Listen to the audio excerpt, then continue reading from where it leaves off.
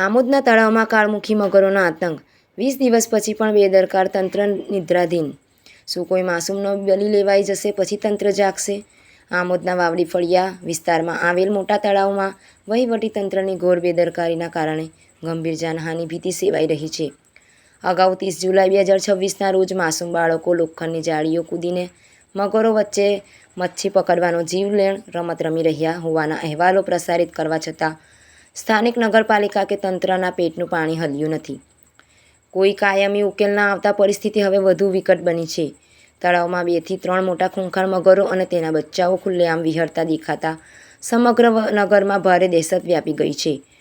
આ મગરો તળાવ કિનારે આવતા પક્ષીઓને સડસડાટ શિકાર બનાવી રહ્યા છે, જે ભવિષ્યની મોટી કરુણાંતિકાની સ્પષ્ટ ચેતવણી છે. સિક્યુરિટી ગાર્ડ્સ તૈનાત કરવાનો દાવો અને કાગળ પરથી પોકળ સૂચનાઓ આપી સંતોષ માનતું તંત્ર પ્રજાના જીવ સાથે ખુલ્લેઆમ ખેલ ખેલી રહ્યું છે. સૌથી મોટો અને ચિંતાજનક વિષય એ છે કે આગામી દિવસોમાં દશામાની મૂર્તિઓ તેમજ ગણેશ વિસર્જન જેવા પવિત્ર તહેવારો નિમિત્તે હજારોની સંખ્યામાં શ્રદ્ધાળુઓ અને નાના બાળકો આ તળાવ કિનારે ઉમટી પડશે.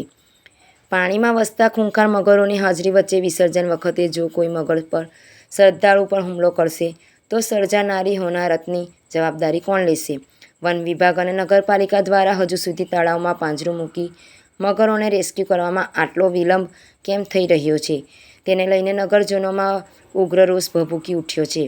આમોદની જનતાની એક જ પ્રબળ માંગ છે કે તંત્ર કોઈ બાળકની ચિંતા બળવાની કે અનિશ્ચિત બનાવી રાહ જોયા વગર યુદ્ધના ધોરણે પાંજરા ગોઠવી તમામ મગરોને ઝડપી સુરક્ષિત સ્થળે ખસેડે અને પ્રજાની સુરક્ષા સુનિશ્ચિત કરે.